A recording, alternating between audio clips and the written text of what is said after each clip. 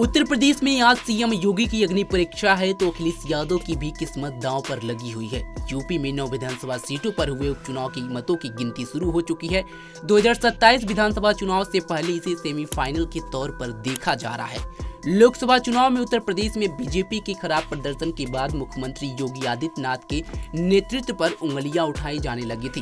उस दौरान उप मुख्यमंत्री केशव प्रसाद मौर्य ने जब यह कहा कि संगठन सरकार से बड़ा है तो यह साफ दिखाई दिया कि उत्तर प्रदेश में सरकार और संगठन के बीच दूरियां बढ़ गई हैं। तब योगी आदित्यनाथ ने न सिर्फ उत्तर प्रदेश में 9 विधानसभा सीटों के उपचुनाव की कमान संभाली, बल्कि हरियाणा, जम्मू के चुनाव के साथ ही झारखंड और महाराष्ट्र के चुनाव प्रचार में भी पार्टी के उम्मीदवारों के लिए धुआंधार प्रचार शुरू किया। वहीं सपा प्रमुख अखिलेश यादव ने उपचुनाव की सभी 9 सीटों पर जोरदार प्रचार किया और पसीना बहाया। मतदान के बाद अखिलेश यादव ने यहाँ तक कहा कि निरंकुश सरकार की तानी हुई बंदूक भी पीडीए के लोगों का हौसला न तोड़ सकी। यह उपचुनाव पीडीए की एकजुटता और भाजपा के खिलाफ राज्य की 90% आबादी के चुनाव थे। अखिलेश का दावा है कि बीजेपी की लाख कोशिशों के बावजूद भी इंडिया की टीम और पीडीए की रणनीति नैतिक रूप से सभी 9 सीटों पर चुनाव जीत चुकी है। अब सबसे अपील है कि अपने वोट की रक्षा करें और जीत का प्रमाण पत्र लेकर थोड़ा विश्राम करें और फिर जनसेवा के लिए निकल पड़ें। अखिलेश ने कहा कि अगर निष्पक्ष मतगणना हुई तो हो सकता है सपा सभी 9 सीटें जीतेगी। सीएम योगी द्वारा दिए गए बटेंगे तो कटेंगे नारे को लेकर पूरे देश भर में जबरदस्त हंगामा होता दिखाई दिया।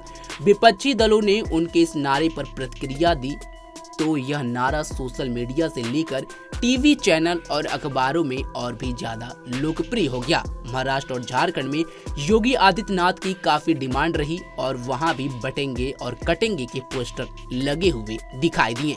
बता दें कि अगस्त में जब बांग्लादेश के पूर्व प्रधानमंत्री शेख हसीना को अपना मुल्क छोड़ना पड़ा था और बांग्लादेश के हिंदू समुदाय पर हमले की खबरें सामने आई थी, तब योगी आदित्यनाथ ने बटेंगे तो कटेंगे के इस नारे को गढ़ा था। उत्तर प्रदेश के उपचुनाव में भी योगी आदित्यनाथ ने हर विधानसभा सीट पर कम से कम 2 बार चुनाव प्रचार किया। निश्चित रूप से उत्तर प्रदेश के उपचुनाव में योगी आदित्यनाथ का अपनी एक अलग पहचान दिखाई दी। ऐसे में यूपी उपचुनाव में सीएम योगी की सियासी प्रतिष्ठा दांव पर लगी है। इतना ही नहीं बल्कि यह भी कहा जा रहा है कि यह उपचुनाव सीएम योगी के लिए किसी अग्नि परीक्षा से कम नहीं है। मुख्यमंत्री योगी आदित्यनाथ यूपी उपचुनाव की सभी 9 सीटों पर पार्टी के उम्मीदवारों के लिए धुआंधार प्रचार करने यह साबित कर दिए हैं कि आज भी न सिर्फ उत्तर प्रदेश में बल्कि इस प्रदेश के बाहर भी वह यूपी बीजेपी के अकेले ऐसे नेता हैं जिनकी जबरदस्त डिमांड है और उनकी रैलियों में काफी भीड़ होती है जो योगी आदित्यनाथ को सुनने के लिए उमड़ती है। योगी आदित्यनाथ के बटेंगे तो कटेंगे के नारे का बीजेपी के मातृ संगठन माने जाने वाले राष्ट्रीय स्वयंसेवक संघ यानी आरएसएस और प्रधानमंत्री नरेंद्र मोदी का भी समर्थन मिला है। इससे यह माना जा रहा है कि लोकसभा चुनाव में बीजेपी के खराब प्रदर्शन के बाद शायद मुख्यमंत्री योगी आदित्यनाथ को हिंदुत्व के पिच पर खुलकर खेलने के लिए हरी झंडी मिली है। लोकसभा चुनाव 2024 में बीजेपी अपने दम पर बहुमत भी हासिल नहीं कर सकी थी, जबकि उसने 370 सीटें जीतने का टारगेट रखा था।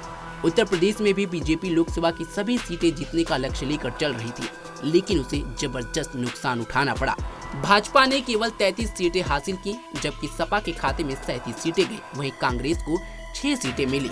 2019 लोकसभा चुनाव की बात करें तो उस वक्त बीजेपी ने यूपी में 62 सीटों पर कब्जा जमाया था, जबकि सपा को केवल 5 सीटों पर ही संतोष करना पड़ा था, जबकि कांग्रेस को 1 और बसपा को 2 सीटें मिली थी। अब देखना होगा कि उपचुनाव में कौन जीतता है, कौन हारता है, किसको ज्यादा सीट मिलती है और ये चुनाव डिसाइड करेगा कि 2027 में होने वाले विधानसभा चुनाव में किसकी लहर होने वाली है। इस खबर पर आपकी क्या राय है कमेंट बॉक्स में जरूर बताएं। तमाम खबरों के लिए जुड़े रहे हमारे साथ और देखते रहे पंजाब केसरी.com। धन्यवाद।